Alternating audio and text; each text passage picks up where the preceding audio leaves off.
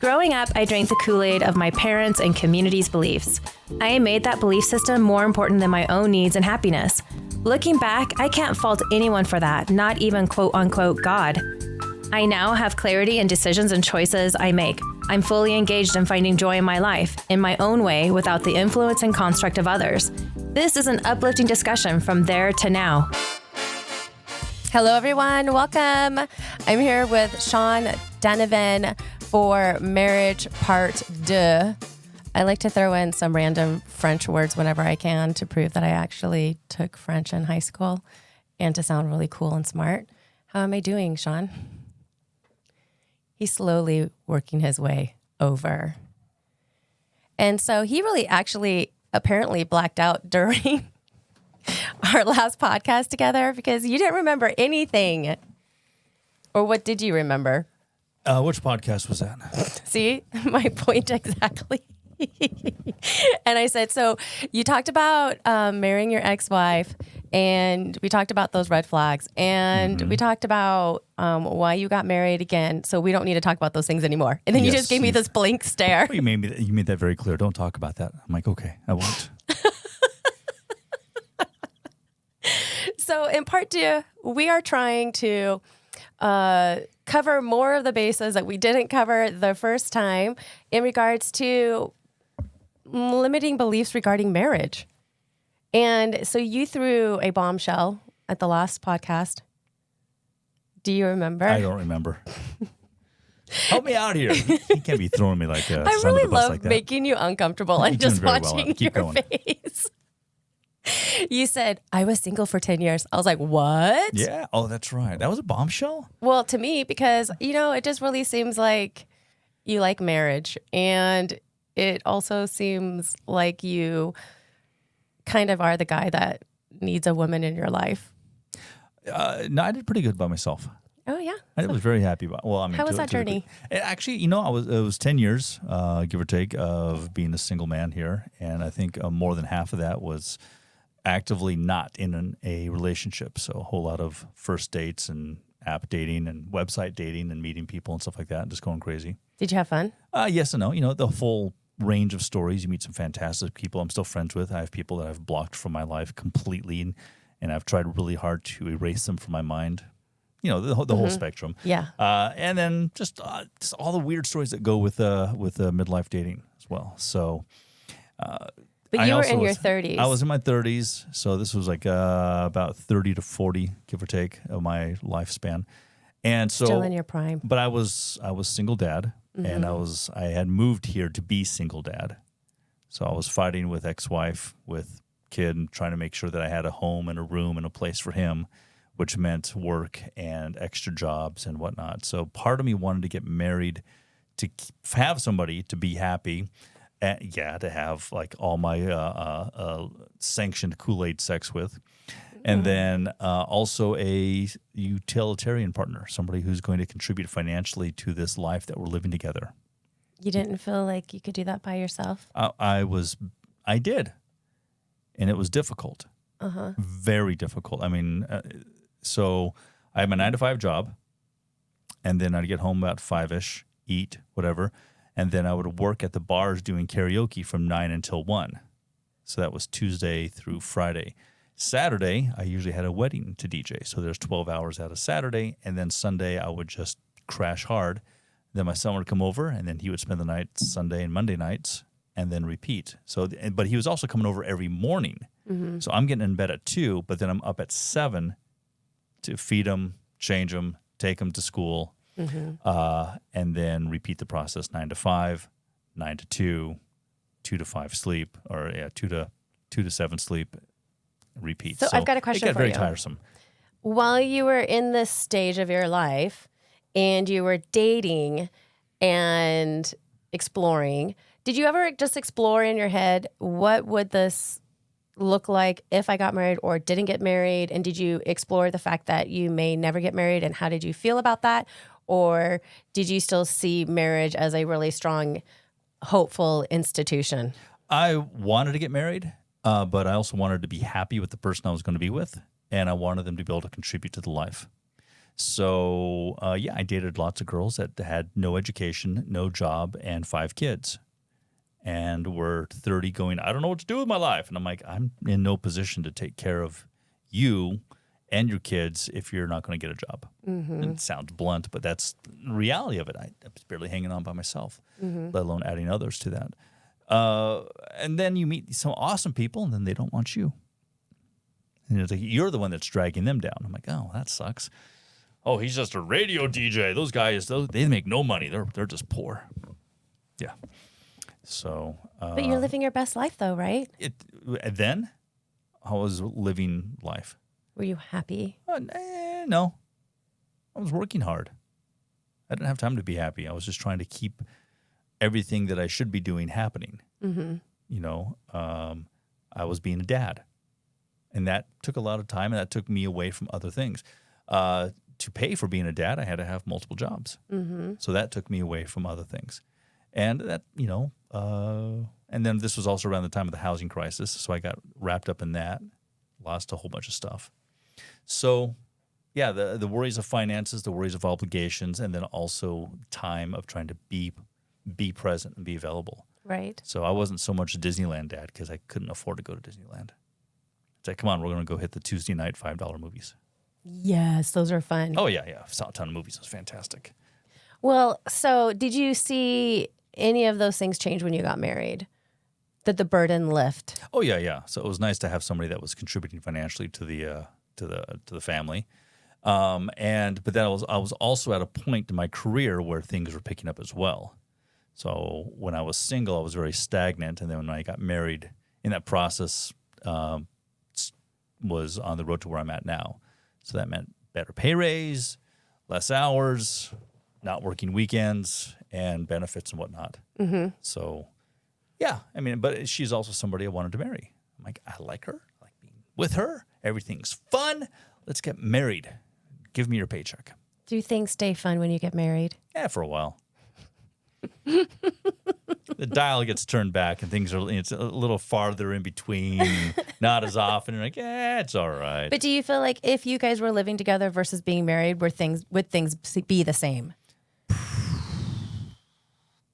80%, 90%. Fascinating. I think there might be some, because we've talked about that before, where it's like, if we were to redo this again, we probably would not have gotten married, and we might not have moved in together.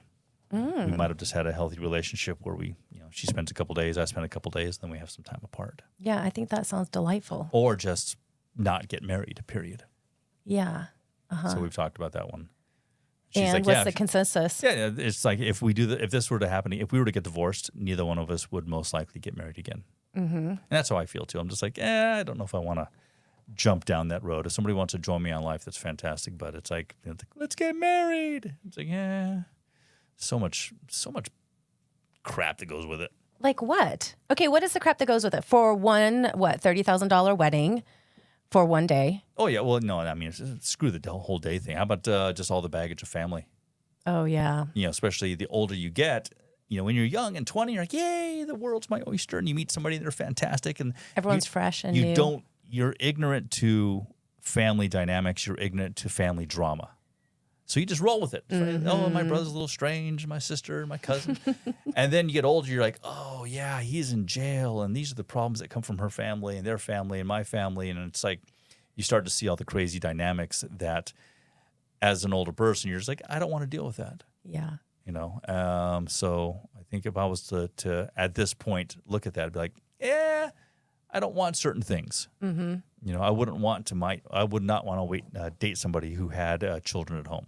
Yes. I'm at that point now where it's like, no, I'm not raising anybody else's kids. I have a child at home, and I don't want to date anyone who has children at home. Am I a hypocrite? No. But that was also my case when I first started dating. I remember put a personal ad up, and I'm like, I was frustrated. I was like living in Salt Lake. I was in my early 20s. I'm like, I need a woman. You better have a job. So, Arby's does not count. You need to be graduated from school. You need to have no drug or alcohol issues, no rehab, no something like that. No kids. I'm like, I just want to start fresh. And I remember I got so much flack, especially for the no kids thing, including this really hot jazz cheerleader who's like, you'll never find anybody. And I'm like, Maybe I should have rewritten that one for her. Anyway, but that's what I wanted at the time. And I more or less found it. I found somebody who had no kids, was finished with school. The other thing was I wanted them to have not lived at home. You know, you need to be, mission does not count. You have to be living on, she'd lived at home her entire life. Really? Yeah. Now that I look back, red flag. It was a total red flag. To be honest with you, it is a total red flag. When someone's living at home with their parents. Okay, so my house flooded when I was in my early 40s, and I had to live with my parents for 2 months while my house got renovated. And I would joke to everyone, I'm 40 and I'm living with my parents, because it does sound super pathetic. Well, she was going to school down the street, and I'm like, you know what? You can gain so much of your independence just by moving into a place with people. Roommates. Well, you learn so much about yourself, and yes, you adult more, and but you know how to make 24 choices. And you're going to school and living in your mom's house, your dad's house, and you're just like everything's the same as when you were 12. You're not growing. You're not learning. You're not learning the dynamics of living on your own or paying the bills or other people. Yeah. And so that's a big takeaway that I saw. Okay, so I had my dad listen to this podcast, the first one that we recorded.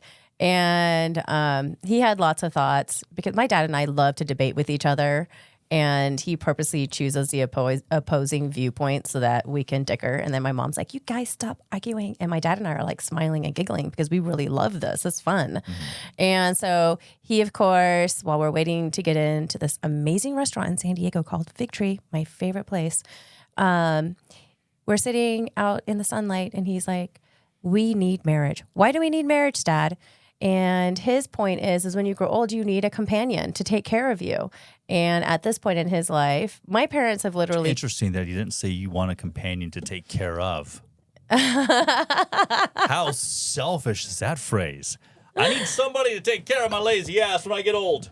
That's what it sounded like. That's generally what's happening. But when you say, I want somebody to take care of when they get old, then all of a sudden that puts you in a whole different light. But no, I see where that's a utilitarian point of view. Very much so. And we share the bills, we share the medical costs, and now I put a diaper on you at 92. Yes, but I don't think they really shared the bills. My mom had 7 kids and 2 miscarriages and was a stay-at-home mom. That was her career.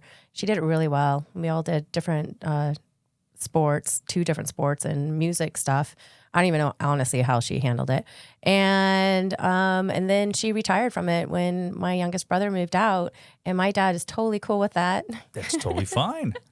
They have a really great arrangement, right? And she has been ailing, but they have honestly taken care of each other alternately throughout their lives. But you can still say that's a utilitarian thing. Very much so. It's very practical. Paid for the physical bills. She took care of all the kids and raised them well. He was able to be gone and she was able to stay home. That's fantastic. It's like a business arrangement. It's a perfect partnership. That's really what marriage is a business arrangement. That's all it is. But does he have a valid point? That you need marriage? Need? No. Does it help? Yeah. When you're older? Probably. You get to a point you're like, who wants me and who do I want? And you're just like, you want something that's just comfortable and nice. Right. And these people like Rupert Murdoch, I think he got married again. What is he, like 97? And I was like, I don't get it. I don't understand that. I don't understand that either. But you look at people who have lived, 40, 50, 60 years together, and I think there's a level of they're happy, they're content. I don't want to say they've settled into what this is, and they're completely okay with that. It's like, these are his nuances, these are her nuances. Fine, we get along. And they laugh, and they get, look at my parents. They're both in the mid-80s, so they've been 50 years plus married now. And they giggle and they laugh, but they also snap and bite at each other. And, you look at somebody at 20 years old, like, oh, I would totally get divorced for that reason. It's like, you're 80. Why? Right. Get over it, move on. Okay, so I've seen people take traditional marriage and add their own spin and uniqueness to it in a variety of ways and start to redefine their marriages rather than get divorced. And what are some of the things that you observed with marriages around you? Oh, I got a whole, Southern Utah is just crazy down here. Right, because most people got married when they were young, being Mormon, and then they figure out that this isn't their jam and they don't like where they're at in their life. And so they say, hey, we never partied or screwed around, so let's explore so you got and stay married to each other. A bunch of 40-year-olds. So you have, the people who get divorced, and one goes crazy and one stays super churchy. I've seen that. And you could be like, hey, I don't want anything. Then you have the couples who are like, hey, let's work on this together. They both split the church, and then they go, all right, let's just, well, I've never done cocaine. Let's do cocaine. Let's smoke pot. And it's funny because those people are like, okay, now we need to do it on a weekend when we don't have the kids, and it's a safe environment with all of our friends. But they're also the ones that they get into, even like swinging. And then there's discussions of open marriage. Like, well, hey, let's go. Well, what's the difference between swinging and open marriage? Swinging, I think, is just more sex. And open marriage is more like dating. Oh, gotcha. Dating, and it's probably a step up from swinging. So swinging is just like, hey, let's go and put your car keys in the fishbowl and see who you take home tonight. Huh. But then with the open marriage, you're like, hey, I'm, it's Wednesday night. I'm going out with what's her bucket, and I'll see you maybe tonight, maybe tomorrow. All right, have fun. So they'll have girlfriends, or boyfriends. So one or both. So open marriage. That's also, I guess, semi close to like was it? I can't think of the name. Polyamorous relationships. Oh, okay. Gotcha. Where with the polyamorous, you're probably more. You're sharing your love with people. You're in love with more than one person. You have your wife who you love. You have your girlfriend that you love. Do you think that's possible? Yeah. I think so. I think people can segment and stuff, and they go, hey, I love this, and I love that. Well, I think you can love multiple people. It's not just one person, right? I love my mom and my dad, so I know I can, yeah. Oh, my God, you do? But you say that, and a lot of people go, wait, you're devoted to one. And it's like, well, that's the Kool-Aid. That is the Kool-Aid. There isn't just one. If you want to believe that, and you want to live that, and that's how you feel, I can't fault you for that, right. Just as they can't fault somebody that says, I feel like I can love multiple people. And if you're in a relationship with two people who feel the same, like I had one friend, she's like, well, this is my primary boyfriend. I live with my primary boyfriend. He's the one I love. But then he goes out and dates. I go out on dates. And they have all this life together. But at the end of the day, they're at the dinner table together. Right. And then they can also share and talk about their experiences. Like, oh, yeah, this happened, and I went on this date, and this happened. So they're basically roommates, is what you're saying. Yeah, they're roommates, but they also Fucking roommates. But they have a love for each other as well. So there's a connection. It's not just, roommates, but they're actually like, they're doing the utilitarian life of marriage. They're working together. But not being married. They're enjoying. No, they are married. Or if they were married. I'm sorry, this case was they were boyfriend, girlfriend. But they have all the qualities of a committed relationship. With the extra of, hey, my friend's coming to town. I'm going to go out and have a good time and go on a date with them. Okay, cool. Let me know when you get home. Take pictures. So if you have two people that can live that way, what's stopping them from being happy? Exactly. Yeah. Is there anything wrong about that? If both parties are completely cognizant of it and in agreement with each other, and it works for both of them and they're happy, I can't see why there would be something wrong with that. And why would we define that for someone, whether it's bad or wrong? Well, some would argue that those that are in polyamorous or open relationships are more communicative and more open with their partner than most monogamous relationships.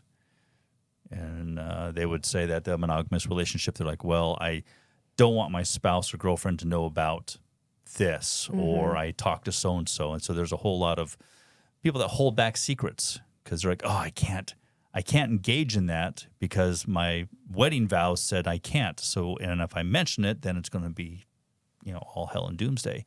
Whereas people in in polyamorous and open relationships would be, yeah, let's talk it out. Tell me your feelings. And if both people are open to it and they know they're getting themselves into, you can say, I saw this person, I flirted with them, they flirted with me, I got their number. It was kind of fun.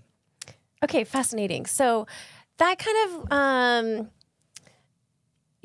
I've had these observations, so I'm a bit of a novice in these things. I mean, obviously I have not been in a marriage where I tell my spouse that I want to explore sexually with other people. So I did experience a traditional marriage, but not any other forms of marriage like that. But I've had several married friends in Vegas and here in Southern Utah, and they have an open marriage, or they call themselves swingers. And I've gotten to hang out with them and hang out with a bunch of women that were all in this lifestyle and to hear their thoughts about it. And I always ask each one of my friends, so what are your boundaries? What are your rules? Because they all seem to have rules and boundaries still. It's not just 100% open. And it's all different. It's so defined so many differently ways.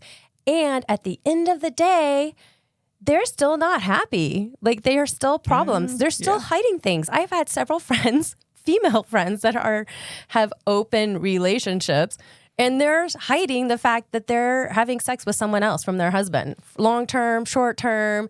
And then they're like, oh no, we're totally open. We talk about everything. And it just baffles me.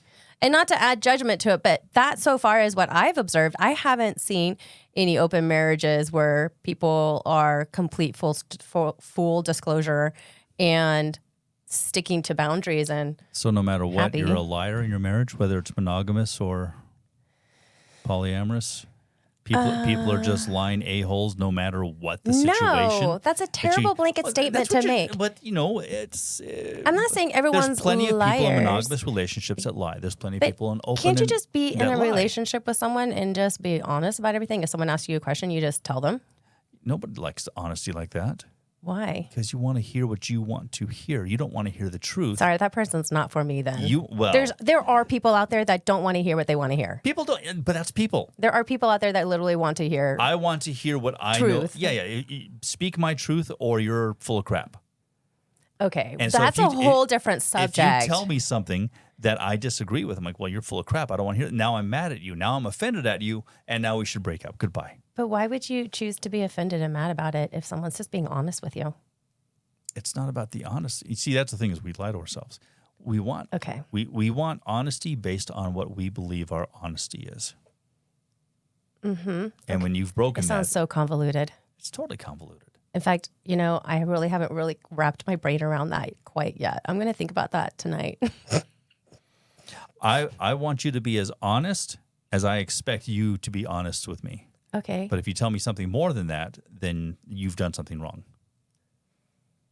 That sounds really fucked Honesty up. is like autism. It's like on a spectrum. I just really don't believe that people are like that. You know what? You're probably right. Honesty is a spectrum. Like, it's like absolute truth. Like, nah, how honest are you with? And even, what is it? The movie, what was it? Interstellar, where they have the robots. And they're like, hey, what's your honesty setting? And they said at 90%. He's like, because humans can't handle the full 100% honesty. Nobody wants to hear 100% honesty. Okay. And if I was to tell you exactly what I was thinking, every thought, every detail, every opinion, you would find offense with some of it. Well, maybe we should experiment. Let's hang out for an hour, and then you just share every thought. Jeez. And then I'll let you know where I stand on that statement. Because I feel like I'm a really open-minded person. Yeah. And I really have tried to be. There we go. Yeah, good job. Come on, Shawn, help me out here. Try to be as open-minded and non-judgmental and just let people live the lives that they want to live, right? Mm-hmm. Unless it's adversely affecting me, I don't like it. But if that's how they want to live their life, okay, bye, And I feel like I can take in everyone's honest thoughts and opinions and totally be cool with it. So that would be a fun experiment. Let's try that. Okay, I'll think about it. Well, I already have an idea of those thoughts in your head. Gotcha. Okay, we'll From set the your timer jokes. over. Okay, here we go. Here we go. So back to marriage. Does it serve a purpose? Yeah. It is a way to keep society moving forward in some sort of organized way. If we have parents raising children, then the state doesn't have to do that. And the children are being raised with some sort of guidelines, ideally. You have people that if somebody dies, there's somebody there to pick up the mess rather than the state or random people. I mean, if we all live by ourselves and we died, what happens? Well, all your stuff just gone. Here you can leave a legacy. You can still leave a legacy single. Yeah, but it involves a trust. Yeah. And contracts. Yeah, but I mean, I don't even know. We want to be with somebody. We want somebody to be with, and sometimes we want that person there all the time. Does someone want to die alone? Most likely, not. Yeah, nobody wants to die alone. They want somebody there. Or they want somebody to take care of them while they're dying. Yes. Now we're back to the beginning. again. or we are there to take care of somebody while they die. Well, those are really deep, thoughtful, profound thoughts, Shawn, and I really appreciate your candidness and willingness to come back on and talk about this. Oh, my God. I hope you remember this podcast. It would be amazing. It's nourished and strengthened my body. No, though, I really did like that last statement, though. What was it? Marriage is the foundation of our society. Something like that. You can't remember. I don't remember. That was just 10 seconds ago. Words come out and they just, there they go. Thank you for joining us. We're going to get some marriage couples on here that are open. Thank you for listening polyamorous. to the I Drank the Kool-Aid podcast. Join us next time. If you'd like to participate in this discussion, get a hold of us at idrankthekooladpodcast@gmail.com. Now let me ask you, what flavor of Kool-Aid are you drinking? Red! This has been a production from a podcast studio.